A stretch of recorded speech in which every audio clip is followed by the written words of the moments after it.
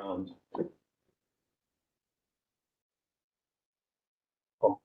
complexity, questions of how to govern the world when it's sort of emergent and problematic and vulnerable and so forth. Can you hear me? Turn it on. I don't know how to do that. The push, you need to, no, there's a little red button on. Yes. No.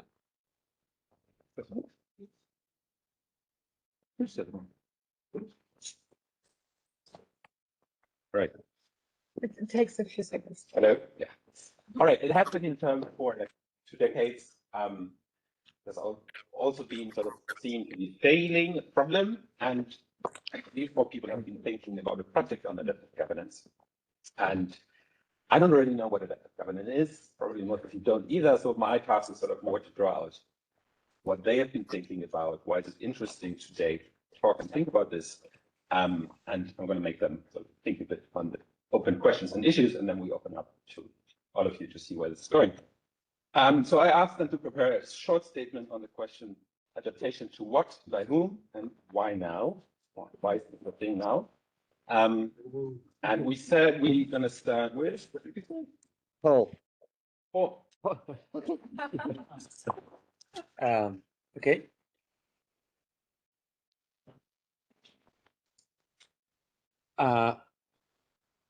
Yeah. Adaptive. Is it? No. Hello. Why don't you use this? Adaptive governance is the dominant way of governing in the Anthropocene. And then what is the Anthropocene? And I like Latour's way of responding to this question in his underappreciated Gaia lectures, where he says Galileo in 1633 said that the Earth moves, and that was the sort of the Copernican revolution against the medieval way of considering, like God really at the center of everything, and that was the birth of modernity really. And Latour says, well, in the Anthropocene we discover that it's not the Earth that moves, but the Earth is moved, and that's the key to the Anthropocene, in which everything moves and is moved, and even the movers move themselves. So that's a world of side effects, where everything we do has an impact. It returns. It has a feedback loop. It has consequences. So the world itself is a complex web of feedback loops. And the second characteristic of this Anthropocene is that this cannot be controlled. This cannot be traced back. There is an impossibility of linearity of controlling this, of getting straight. Nothing is clean. Controversies are generated after controversies. The effects of climate change is, of course, the obvious one in the narratives of the Anthropocene, but every crisis gets side effects. It is a condition in which this is what happens. And against this world, against this feedback loop world that cannot be contained or controlled, adaptive governance is the obvious option. But what does it mean? It can be translated as governing while losing the aspiration to control these feedback loops or populations. So in peace building, just to continue with what I was suggesting before, it means to govern without an agreement or without a settlement, without the aspiration of reaching an endpoint. Or in the language of this workshop, it could be to govern without a social contract. Yeah. Tom, so thank you. Thank you very much, Paul. Please do. Sorry. Taking notes. Tom, okay. You want someone else to check? No, please. So Tom asks, why now adaptive governance? So why now Anthropocene? And I guess as Christiana was saying, why now is history contaminated and not pure? And Jamal asks, why now is there the crisis of the regime of legitimacy? And all we know is that they all seem to go together. And as Jamal says, it seems to be a condition that we're in, that the outside and the away, that time and space are no longer outside and away. Everything is here all at once.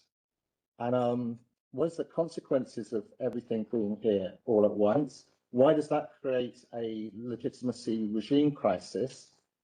Because modernity, whether it's democracy, science, knowledge, whatever, depends on an outside of time and space, because without that, you wouldn't have a human and a world that was separate. You wouldn't be able to have reason, the ability to abstract and to represent. If everything was all at once all the time, reason would be impossible. The cuts and the separations, the colonial, modernist world seems to have a crisis of legitimacy.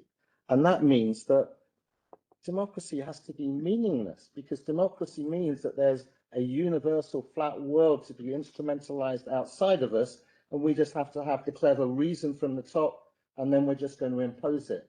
If the world is a differentiated world, where different things happen at different times, there can be no such thing as reason or knowledge as we knew it in modernity. There can be no such thing as science, let alone scientific solutions to something.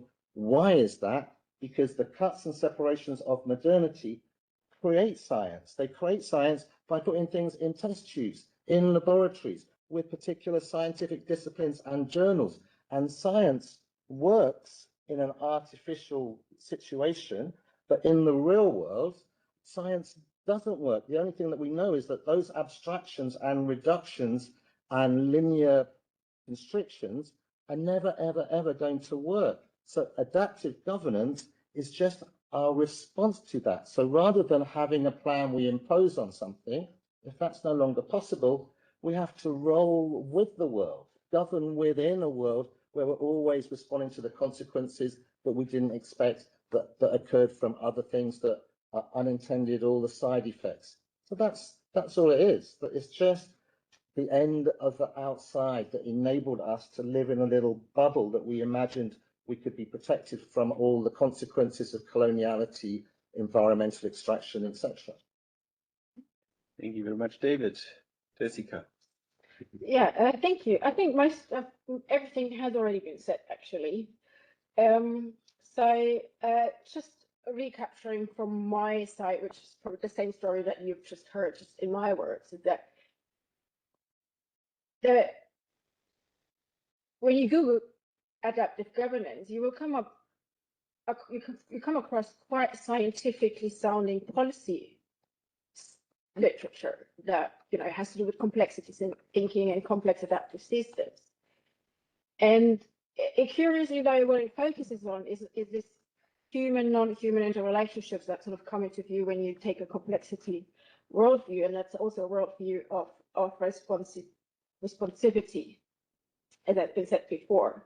Now, this came in quite handy when there's sort of the previous approaches to how we govern sort of failed, and we sort of were haunted by the unintended consequences. We tried to solve a problem once and for all, build a dam, tame the river, but then droughts, floods, all sorts of consequences. We sort of tried to sort of have a climate agreement, but then all sorts of actors come in and things get pushed away again, and we haven't solved anything. We're trying to put filters into water cooling systems and of nuclear power plants, and the problem is solved, but it turns out no, it's not. Cooling is never guaranteed. There is animals that procreate, and they sort of in warmer waters that are sort of brought about by nuclear power plants that sort of undermine the filters. So all of these things we've come to know, and now adaptive governance is this new way of doing more incremental, more small scale, more experimental sort of way of acting in the world, sort of trying this, trying that, wait and see, adjusting by doing that. And that is sort of this new approach after the critique of the old ways of governing. So it is an apologia of power in a way, but it curiously resonates with contemporary philosophy in a way. in that humans and non-humans are, fundamentally embedded. And what I find most interesting about about this parallel is that this critique of an external intervention of solving the problem, it's not for ethical or political reasons, but for ontological reasons, because it is wrong. It is ontologically wrong to act as if the human can extract themselves from their environment. So there is this urge of becoming ever truer to reality. It's not a critique, it's this constant quest of getting closer and closer and closer to the ever lived. Right, Jessica, and last but not least, Claudia. Thank you. So adaptation, no. So first of all, I think adaptive governance is a reaction to what I would be tempted to term the classical conception of government, which is a linear definition of a problem and a solution. So pretty much cause-effect logic and the logic of policy fields. So if you want people to get quickly from A to B, you build an ICE track and you put an ICE on the ICE track, and then you can run from Fulda to Berlin theoretically in a little bit more than 3 hours. That's what would be the old idea of government. Now then, adaptation to what? The realization of the fact that problems are complex and multi-causal and entangled, and that they need to be governed in a way that takes that into account. So there is a need to leave classical understandings of government behind. Adaptation by whom? Basically anyone that governs. So that could be like the very high level, and it could also be the local level. And why now? Because it was always an illusion to govern in this linear and causal way, but now we see that if we try that, it does not resolve things, but increases problems.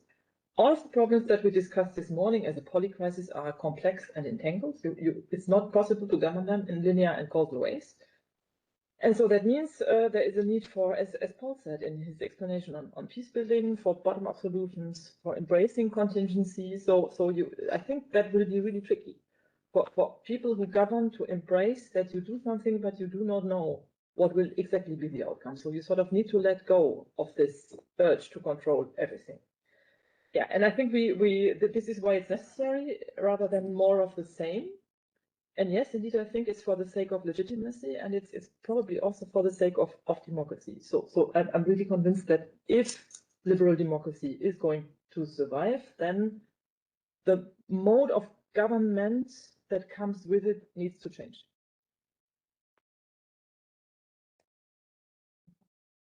All right, thank you very much.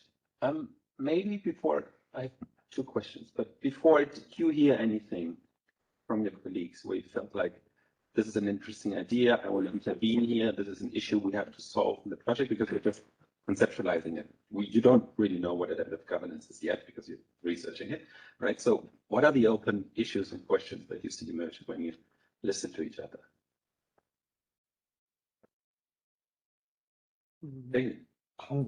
This is just an application for funding. So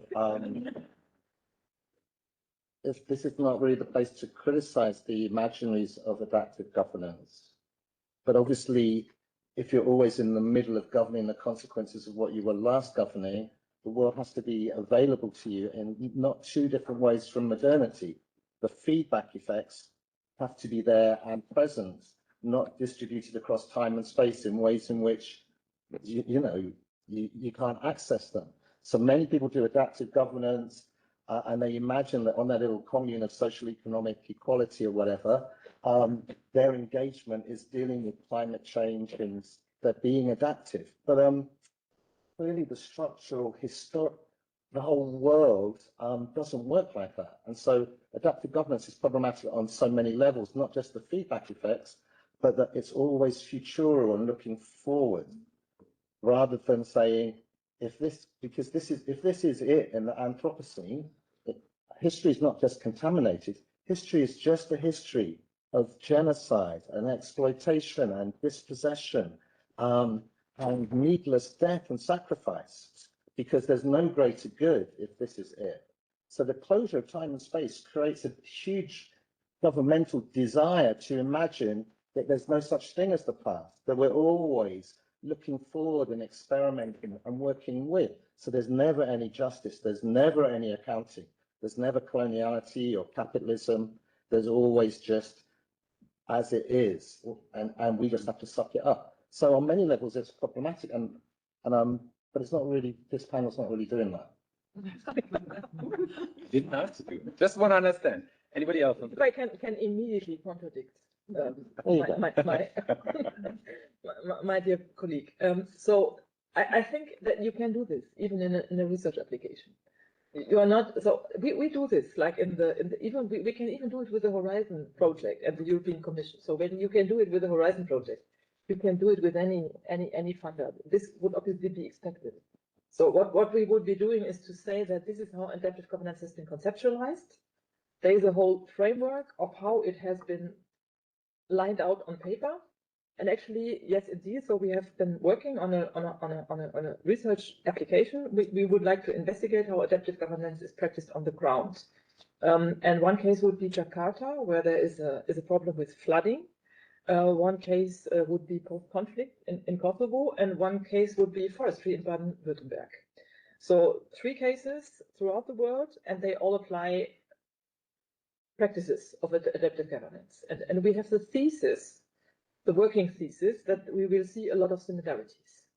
And I personally have the hunch that we will see a lot of practices that are not so much in accordance in what is in the textbook of adaptive governance.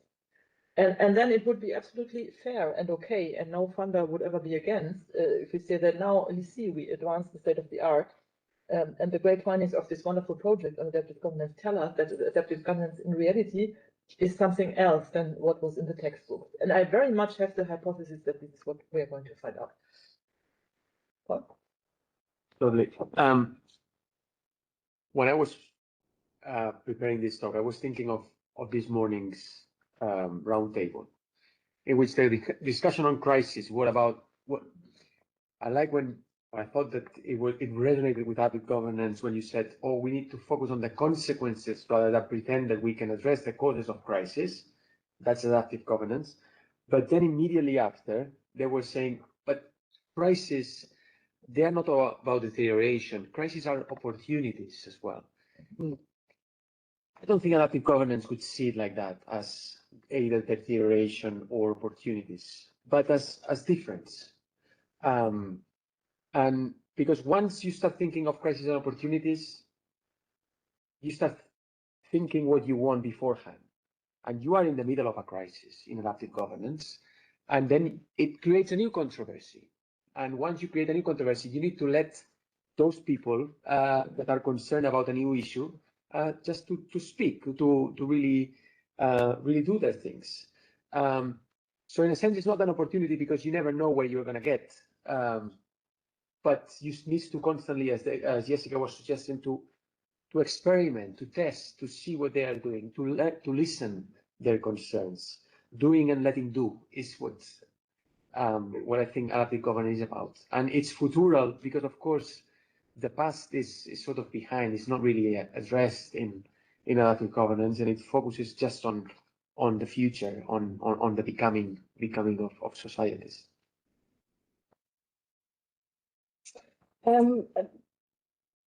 My thought was when David said, "Oh, well, it's problematic because it is too forward-looking in a way," and I'm thinking in terms of like, what are the open issues or questions? Thing I'm thinking about is where the real promise, not real, where one of the promises of adaptive governance lies is in what it does to us as researchers, and what it allows us to do, and what it alleviates us from, because it sort of tells us, you know, we're not gonna get the new social contract right. It's absolutely impossible. We will always exclude something or someone in doing sort of theory or knowledge-based understandings. So what remains then is we can get extremely busy, and there is a vast field of exploration with just collecting data. And we can focus on methodology, and we can follow things along on the ground. And there is an infinite pool of things to be done there.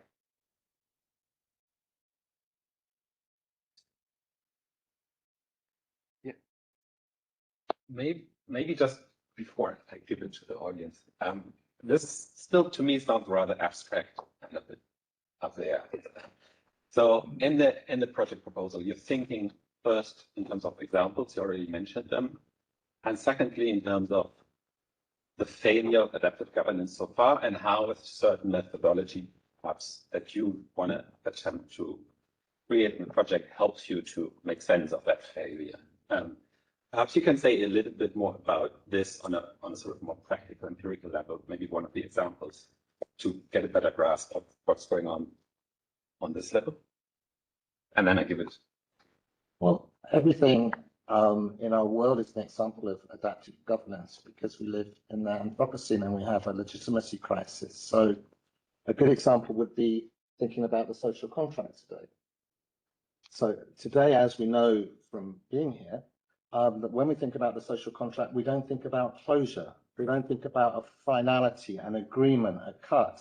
We think about the social contract as a process, a practical process without closure, because any closure will be exclusionary. So we rethink the social contract and what it means to build a society in adaptive governance ways, where we're just looking at the future and that process of the present and the future come together without a separation.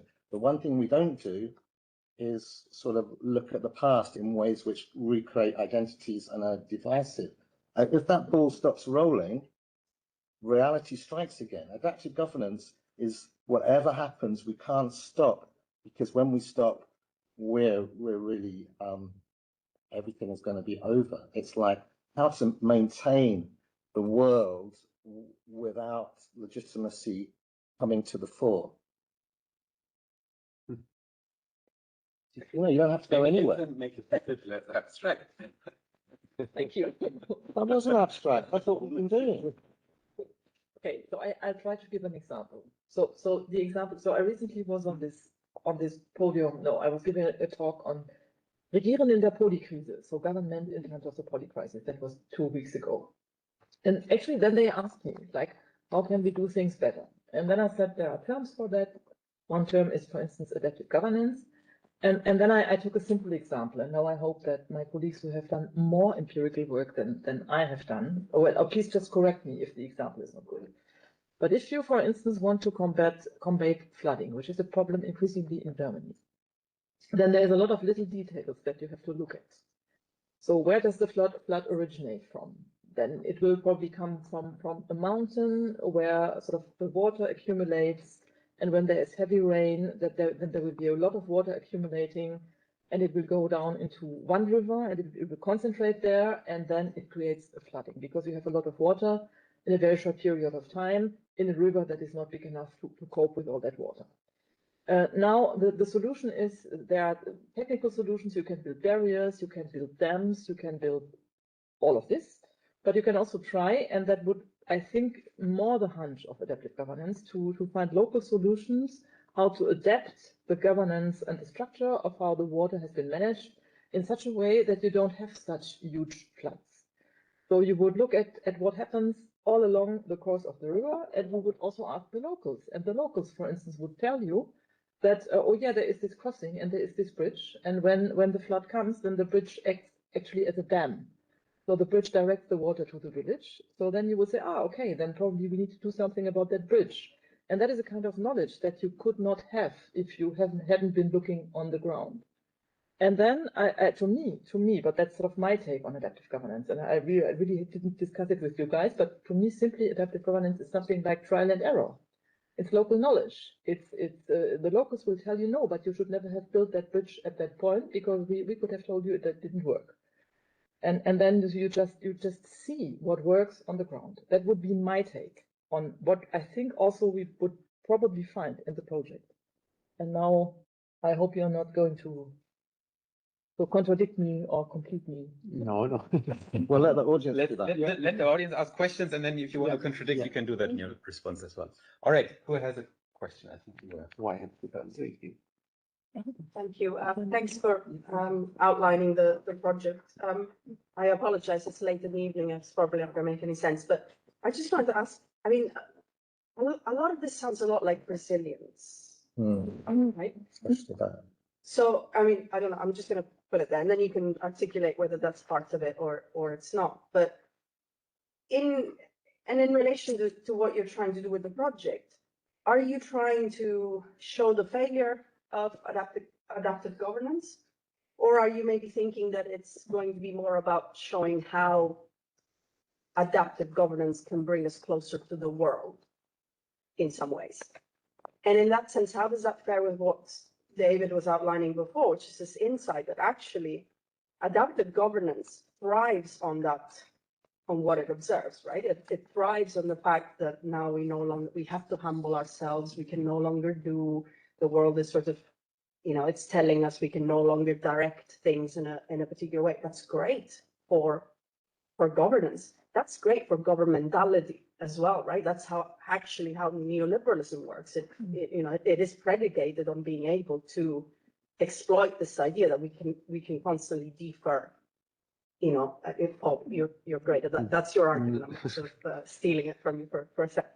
So how does that fare? Are we then sort of saying that adaptive governance is nothing more than just our inability to face the fact that we cannot have an outside of modernity, in which case we are just constantly stuck in this, and adaptive governance will always only be modern because it cannot be otherwise. Question that be mine as well.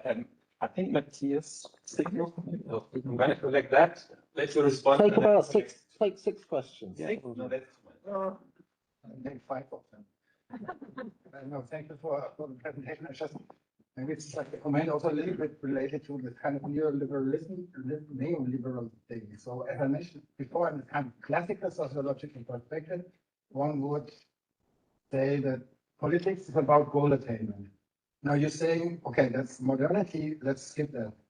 And now I know also where the kind of adaptive governance comes from. Like if you can prevent, then at least, adapt to changes.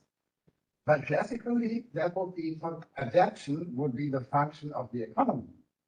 So I would say adaptive governance is actually neoliberalism, right? So is there a chance to change it? If not, then we reinvest in another place. Then we tear down the bridge, or maybe do something else.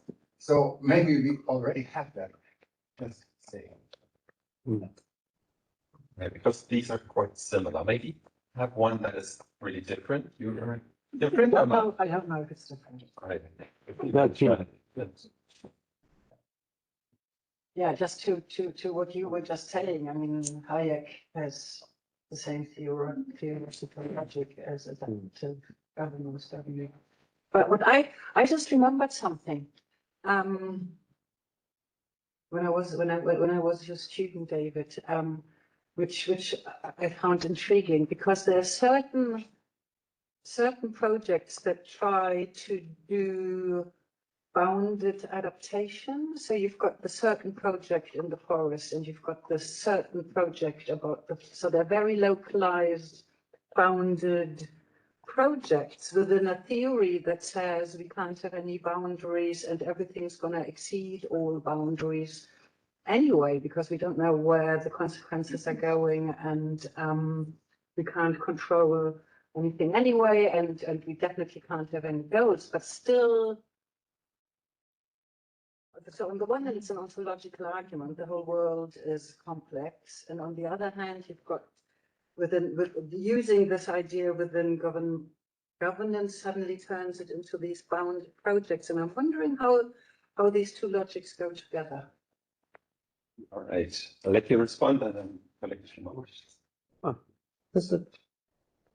I'm the chair, not you. Who do you want to speak next? Who wants to speak? Let me think. So, I sort of think that it's a tricky business because once we sort of see adaptive governance as processual rather than sort of cause and effects, linear, that sort of thing, it seems like it's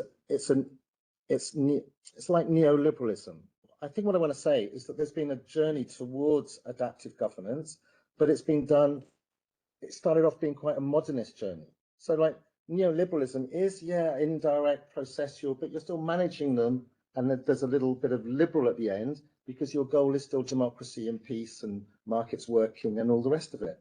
So any sort of system, so it starts off modernist with systems where we're at, like first order cybernetics or whatever, systems we're outside of them. Then second order cybernetics, which is all the happy clappy feedback and nature, life, the world, the animals all want us to act in these sort of happy clappy relational ways. But as you go through there, as you realize that there's non-relationality in those relations and that all of those modernist aspirations fade and fade and fade, you get to adaptive governance where there isn't goals, there isn't boundaries, there isn't systems, which is the most amazing sort of thing. So often people, policymakers say we're doing adaptive governance when they mean we're doing resilience. Resilience is like, from today's perspective, resilience is really modernist because it's all about sustaining things. It's all about systems with clear boundaries and clear feedbacks. It's all like if we do that with, like Claudia's work, I think, is resilience work. It's like, yeah, if we do this with the river, this will work. But in the Anthropocene, we know that anything that you think will work won't work. So adaptive governance couldn't do those things. The cuts and separations wear away as we work ourselves into this is it. This is it. And therefore you can't have goals and aspirations. They just come across as just too clunky. Anyone who says this would be a solution to something. But then he gave up the mic and continued talking. Sorry. Let me again say, let me again be probably a bit provocative. Is adaptive governance resilience or is it neoliberalism? I mean, honestly, my take on this project is I don't care what it is. I actually would like to know what people do under this label. And I really wouldn't care if in the end somebody would come up and say, oh, this is in reality not adaptive governance, it's resilience, or it's, I don't know, neoliberalism 3.4 or something like that. I don't think this is interesting. I personally am interested how wicked and complex problems are governed by mechanisms that embrace the word that I would use. I borrow this from Kari Palonen, from whom I learned it, is contingency. So I don't think you can govern those problems in defining what is cause and effect. You can probably have something like a vague goal, but maybe not even that. So there is something happening and you try to deal with it. And I personally am like really interested in seeing how this is done. And I think we should not, I don't think this conceptual package helps such a lot if you want to really look at what people do on the ground. So we came to this notion of adaptive governance because this is how it's called, what the people do in those cases. So for now, that's the academic, or that's the definitory label that they give to it. Jessica seems eager to say No, something for a while. No. No? Paul, you still thinking? Yeah. I think the difference, David, I think started well the response, but then ended up, I think, confusing adaptive governance. I think adaptive governance is different to resilience because resilience has like a positive outlook. And then the tricky part with resilience is that you never get really resilient. It's not an end state in resilient, but you always want it. Adaptive governance is more neutral, is changing all the time. But here I'm with David, but here is where I do not think that in the Anthropocene nothing works. That's not true. It does work. Really, there are moments of respite. There are moments of fun, and that's the tricky part. If nothing really ever works, then we would be in a world of constant change. We would never be worried. There will be no problem, no issues, no controversies, nothing really, because this would be part of. That's not really in the Anthropocene. Anthropocene, sometimes things work even unexpectedly. There are agreements here and there, but then the next day the agreement like breaks. So that's the tricky part. That's adaptiveness. So it's a world in which there are risks, in which sometimes things go well, sometimes they don't. and there is adaptation all the time. And for that, you need, for the government, you need a bit to listen, to let this some space to become, and you need experimentation. And one day it works, but not the other. And that's the never-ending process of adaptation. You want to respond as well? Maybe David. Just one brief remark on what David has responded to in relation to Paul's question. Isn't it about the boundaries of the system? How does that work with a relational ontology? How can you have a little bounded system and relational ontology? And that's exactly, you don't have to do an Anthropocene sort of, you don't even have to bring in any sort of outside sort of theoretical thinking to this. It's even problematized in the literature itself. It's the policy, it's a really boring policy science literature that says, oh, we wanted to do like network building, but now it turns out the networks aren't exactly doing sustainability. So we understood the system. It is always bigger. They figure out the system always exceeds their own set boundaries, and sort of they themselves discover this. There's perhaps like a relational ontology behind it that we can never quite contain. All right, we have time for one last round. I have you. 1, 4. Let's do 5 and then close it. Yeah, so it sounds very interesting because it sounds like the opposite of what Francis Fukuyama was promising at the end of Cold War, when he said the end of history and the last standing man, because liberal democracy was promised like the answer to everything. So, but this one sounds better because it sounds like, no one size fits all. So it sounds more existentialism, if I follow clearly. However, where I get a problem is when we say we're not prejudiced by any theoretical framework, or just let the solutions come from the existing circumstances. But then if you look at the John Rawls' Veil of Ignorance, even John Rawls, when he was questioned critically, I think at one point he agreed that it is very difficult to make that kind of analysis without being prejudiced, because we are already scholars. You see, there's a certain paradigm that's going to influence us. Even from school, when you're talking about paradigm shift, you will still influence. So are we going to go in that space where we remove away all the influence of what we are afraid to achieve that? Thank you. Yes. Right, Jenny. The second one was over here.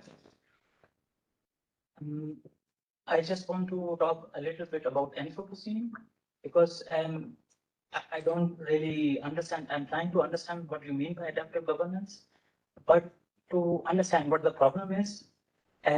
So if you look at the literature, the problem is encapsulated as coming together of 3 histories, and that I'm referring to Chakrabarty, who's talking about history of the planet, history of human species, and the history of human institutions. And that is the problem, that all of them are coming together in this moment, which is called Anthropocene. And what I'm hearing from what you're talking about, adaptive governance, seems to me to be totally incapable to deal with the time and scale at which the problem is situated. And maybe, and I don't know what the project is that you're engaging with, rather than talking about adaptive governance, maybe we can talk of adaptive governance, which is not reactionary and more active. Thank you. I think that was you, all right? Yeah, my question is, I wonder if the local solution is a good solution in if we think in Anthropocene scales, because I think we have to think. This looks to me like a typical modern solution. So we have a problem, we have a small scale knowledge, and they know how to do, and they do it, and they don't look where the water comes from and it goes to, and what it does with others in other countries and other regions. I think I'm not sure if this is the right way. It keeps me, but I don't know what a solution could be, and. I want to cite a thought of Ina Kerner, which I read some days ago. She said we don't know if democracy, a liberal democracy, can work in a world, in an Anthropocene world. What we know is that it never did before, because we have this contaminated situation. All experience we have are with a contaminated situation. So we have to think it completely new and cannot develop from experiences. Yeah. Thank you so much. Two very quick questions. What is the substance of adaptive governance? Because if it's only about form, because from what you've been saying, it seems to be a lot more about form than about the actual substance. And relatedly, flexibility, neutrality, I understand it sounds better, but is it better? It seems also a little bit normative ambiguity in terms of the way we talk about adaptive governance, but is normative ambiguity really, is it not normative in itself? Can you be neutral on a moving train? Should you? Yes. Good question. All right, the last question. Yes, I'm still trying a bit to understand what Anthropocene is for you, because Bible was adaptive governance in the Anthropocene, and then you presented the 3 cases that you want to look upon in detail, and it was forestry, and I was, oh, I understand. Then you said flooding, and I said, oh, this also aligns with my understanding of the Anthropocene in this very, very narrow scientific sense, as for Husen brought up the term, that really means mankind is causing for the first time in history really long-term, non-linear ecological problems like biodiversity loss, water problems, like climate change, of course. And adaptive governance does mean that now we have to adapt our institutions and find new ways of governance, how to deal with those very dangerous and long-lasting, non-linear challenges. And then you presented as a third case, Kosovo, and I was out of it. And now I'm just wondering what Anthropocene means. Is it this wide term of problems are very complex, multidimensional, entangled, and then maybe we could discuss if this is really something new, or if we have we had those problems always in this way. So what's the new of this term of Anthropocene? Is it this very narrow scientific term, or is it another understanding of the Anthropocene? That's what I'm wondering. All right, I think these were 5 relevant questions. Wow, We yeah. have one last round. I think you will have to choose and pick a bit towards which ones you want to respond. And I'm sorry, I have to defer all other questions to the beer round. It's a shame because there's a lot of really important questions. And so the Anthropocene, I guess, means different things to everyone. Stratigraphers, I can't even say the word, the people that do rocks, they decide it doesn't even exist. So, you know, pick your thing. We're just using it, I guess, for our own purposes, as a thought experiment, as whatever, something that is a stand-in for the crisis of legitimacy for modernity. For other people, it's like climate change. So the key point, though, is that adaptive governance seems to be the condition that we're in, that all governing is adaptive governance. No governing says this is the 5-year plan, this is the solution, or something like that. So there's nothing wrong with studying it. I'm like more than keen on like studying adaptive governance because I live in the world and I'm an academic, but I'm not normatively invested in it. And I don't think we need to be normatively invested in what we're studying. Normatively, It's just another way of governing. You know, all ways of governing are bad, but in different ways. I mean, it's not like a big issue for me.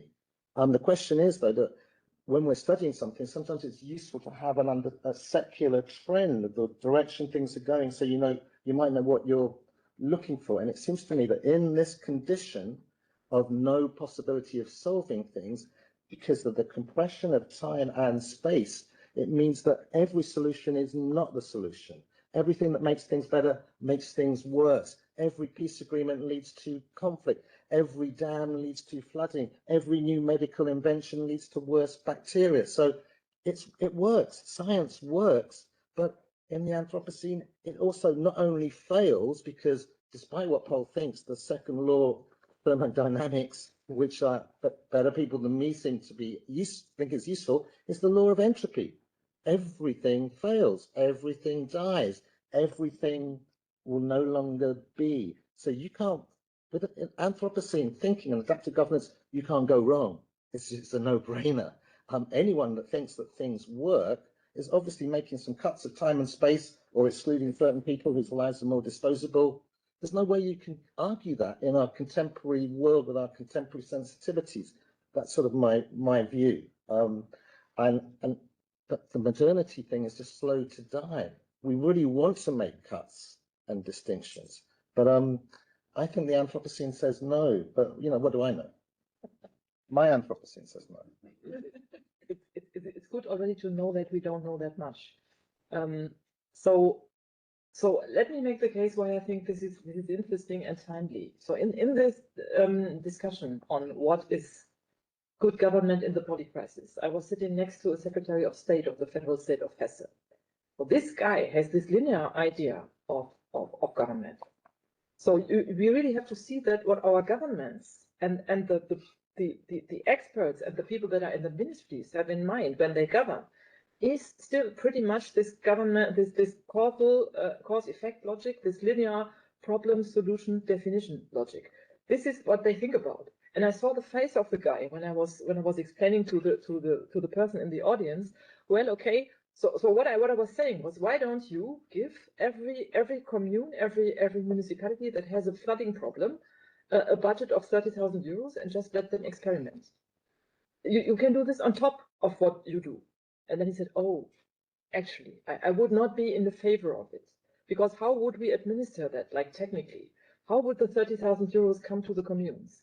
And by the way, so I would really want to contradict you on this. This wouldn't work because, and blah, blah, blah. And he was going on about the German term is hoheitliche Rechte. So how these competences can't be taken away from what is the government. So we were sitting in a discussion. Actually, there was another roundtable after the keynote that I gave. And this guy doesn't even want to embrace the tiny little bit of adaptive governance. So this is, I think, also the world which is in. And then I really wanted to mention that the one goal of this conference is, I would like to remind you, thinking beyond crisis. So we can go on and on and on and on and claim the crisis of governments, of democracy, of social contracts, of whatever you name it. But we have a couple of panels, and this roundtable is one of them, where we try to think beyond crisis. And I think these forums, and again, I really don't, I totally agree with David. I don't have any normative stance with whatever resilience, adaptive governance, how you name it. But what I think is interesting is to think beyond this classical linear ways of government. And I'm personally convinced that if you want anything like government to function, and then you might discuss if it works, doesn't it work, or whatsoever. But if you don't want to completely abandon the idea of government, and I don't think this is possible, then we have to think about new forms, and this is why it's interesting to look at that. That's just it for me. Thank you. There were great questions. I would just make two short comments. One is that the gentleman at the end said that that there are always norms, and it's true, because it's a learning process. Adaptive governance. It's not that we all of a sudden know how to do adaptive governance, but it's a struggle. And policymakers are struggling at the moment because they tend to see crisis as opportunities sometimes, and that's problematic, or they want to impose resilience, and that's really a problem because it's generating other problems. So it's a learning process of how you undo really your norms, and how you really let things happen their way. And the second point was I wanted to explain why Kosovo is an interesting case. But if it's not, tell me, because we might need to change it. But we thought that Kosovo is like, of course, is suffering the consequences of an intervention, a peace mission through many years, and it's working without a goal. Kosovo has no status as it cannot really be a state. There is no really possible peace agreement, so it all works without this framework, the peace, the agreement, the state framework, and it's all about adapting to the situations, the issues that appear on the ground. So it's a case that is interesting because it's about governing without a goal, without as in a state that is permanently in limbo, and that's sort of the learning process that policymakers are undergoing. Might be interesting for this project. Thank you. I was also going to respond to very briefly to two questions, and I may have or two comments, and I may have misunderstood them. But one was about that it all sounded quite modern in a way, and I find that really funny because we always seem to rediscover modernity in all the things we try to do to overcome it. So I guess we're a bit fucked with modernity. As it is already the entropy. It's not the Anthropocene that brought entropy on us. It's probably somewhere else. And it already is this process of constant overcoming and constant revolution. So no wonder we keep rediscovering modernity and everything that we're trying to do to overcome it. And the other thing is about, I want to also tap into something that Paul just said about it is not possible to be without prejudice, or it's not possible to be without like a prefabricated understanding entering the world. But in this world of governing adaptively, all of this is a problem at the same time as it is an opportunity. These two things constantly conflate because somehow becomes a relay. It's a new opportunity for learning process. You can learn about your own prejudices again and again and again. Thank you. I think these were good last words. We'd like to close. Thank you very much. Thank you, Chandler. Thank you.